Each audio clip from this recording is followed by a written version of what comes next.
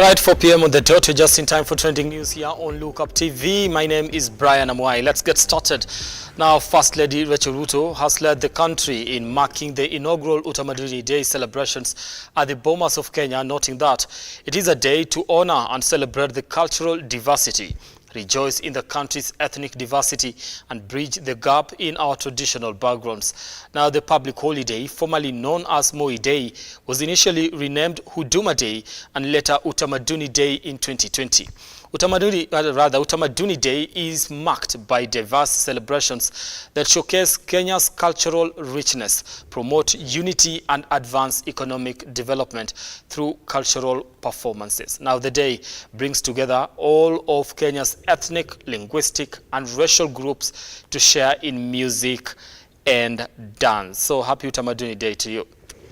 Away from that, now, the Narok County government, led by Governor Patrick Ole Ntutu, has commissioned an emergency and response center in preparation of the El Nino rains following the classification of Narok County as a red spot by the Met Department.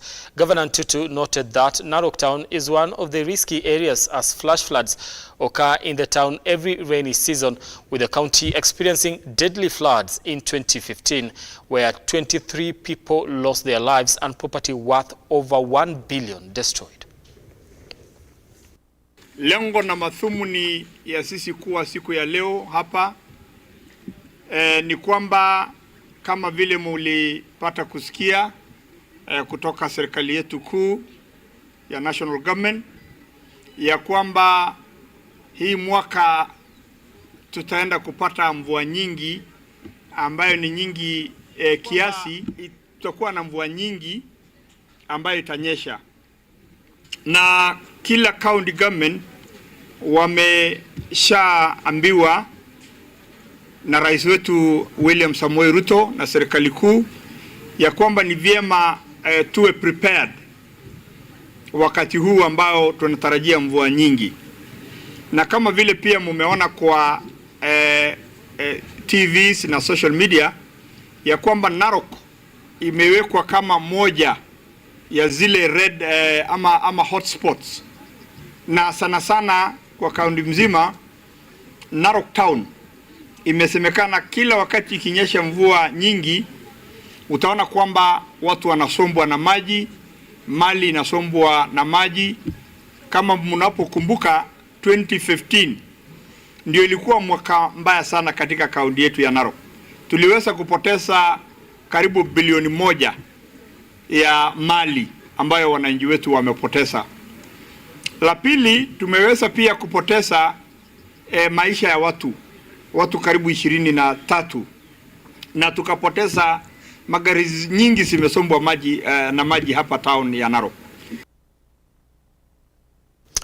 Now from Narok we go to Kakamega County. Now 2 men aged 38 and 39 tragically lost their lives after a 150 feet deep gold mine they were in collapsed in Ikolomani constituency, Kakamega County.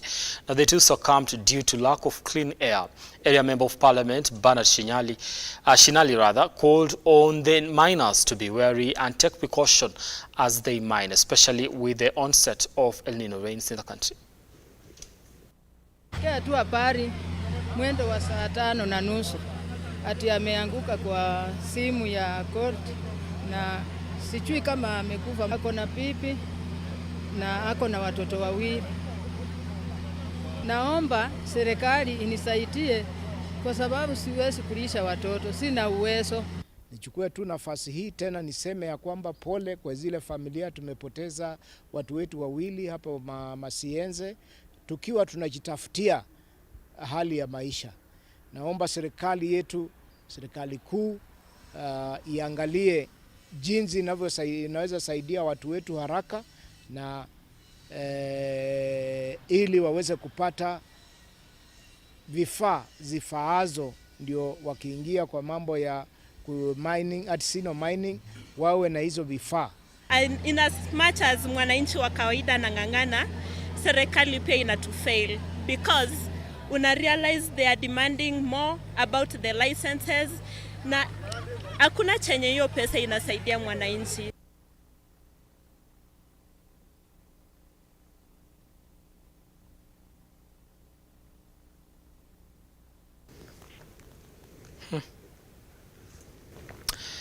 Now, Kandui Member of Parliament John Makali has vehemently opposed the proposal by Labour and Social Protection Cabinet Secretary Florence Bore that will see the closure of private children homes and orphanages. Now, according to the CS, only government-owned homes which are under the Child Welfare Society of Kenya will be allowed to operate. Makali noted that the government should put measures in place to cater for those children under private orphanages before closing them.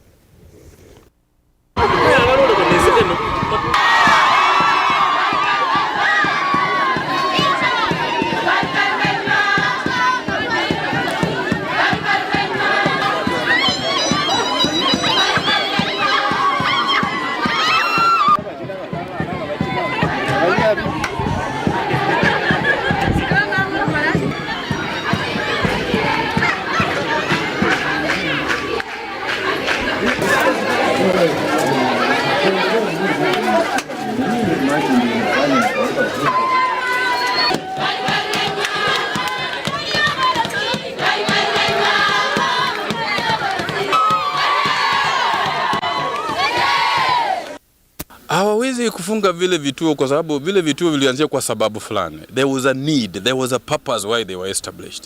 Hata kule bunge tuko na mswada ule ambao tunataka kusukuma hata siku ya Jumatano. Tunataka vituo vingi zaidi viweze kufunguliwa ili waweze hao watoto ambao waweze kupelekwa kule waweze kutibiwa, kuangaliwa sawa sawa. Sasa mimi sikubaliana na yeye na waziri hadi vituo vile vifungwe kwa sababu vilifunguliwa kwa sababu fulani, na ile sababu ambayo ilifanya vikafunguliwa hiyo sababu haijatimilika bado tuna changamoto nyingi sana. Kwa hivyo mimi sikubaliana na yeye kwa vivyo vituo viweze kufungwa.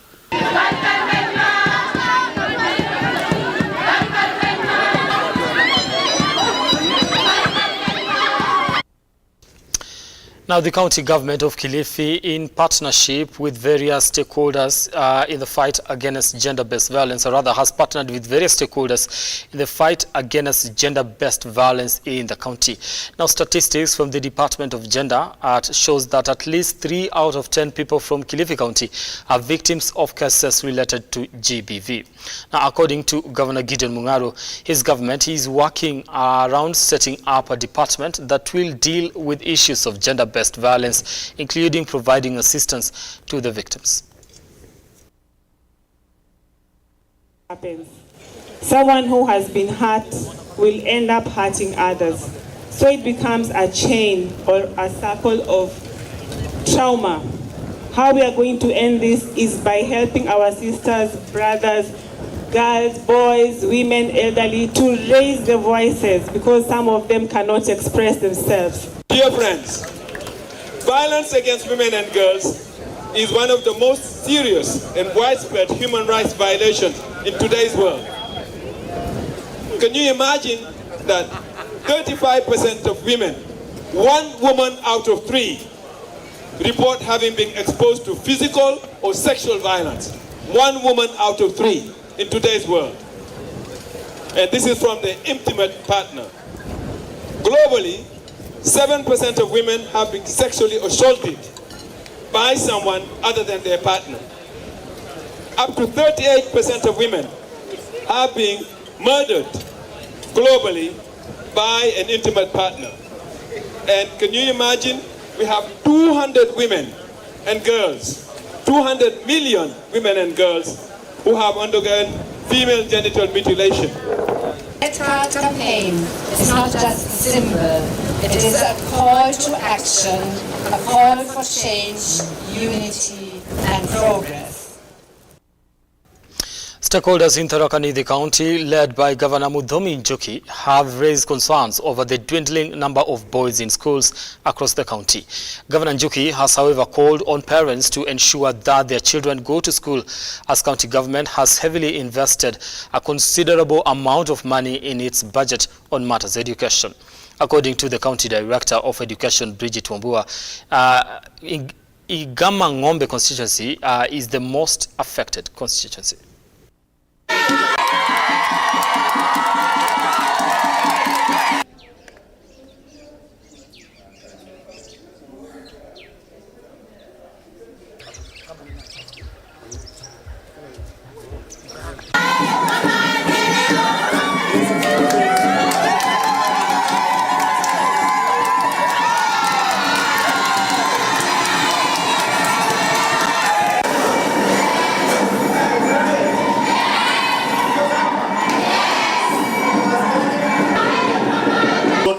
wanaume katika Tharaka Nithi County are in danger. They are endangered species.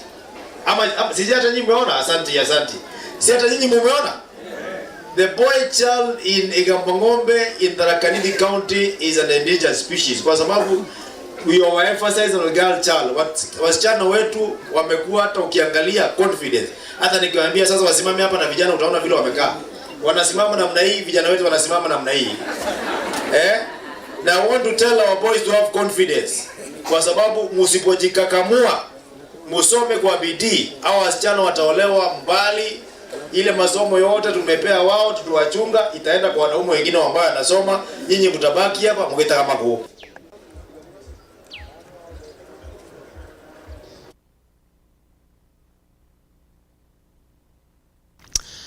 Now, parents with children living with the physical challenges, those with autism and albinism conditions, have lamented discrimination in getting government services, including being denied registration under the Social Protection Law, whose registration is ongoing. They, however, petitioned the government to ensure they are not discriminated in getting essential government services.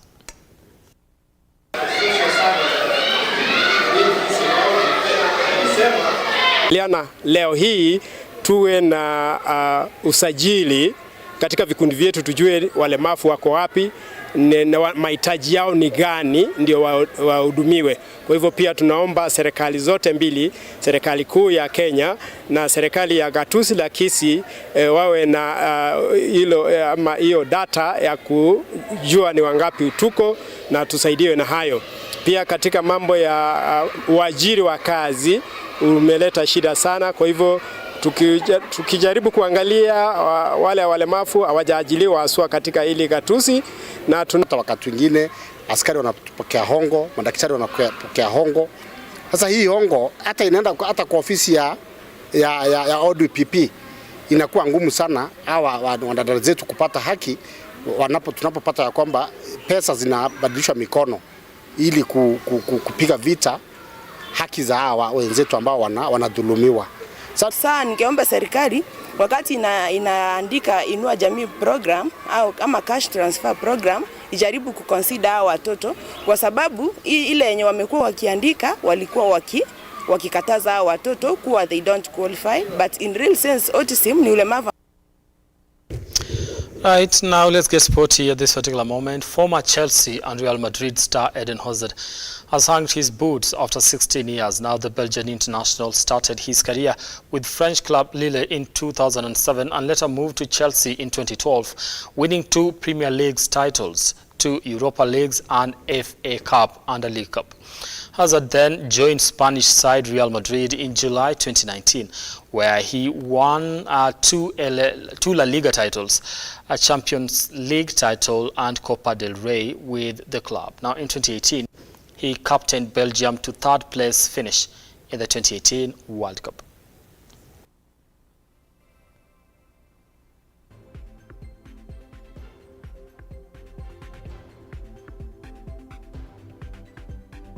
Now that's all we had for you at this particular hour. Stay tuned for our subsequent bulletins, whereby we'll be giving you more details on what has been happening during the day. That is at 7 p.m. on Lookuptv with Fiona Kenga, and at 9 p.m. on the Bottom Line KE with me, Brian Amwai. We do have an interesting conversation tonight, so make sure that you tune in that particular time. Do have yourselves a lovely evening.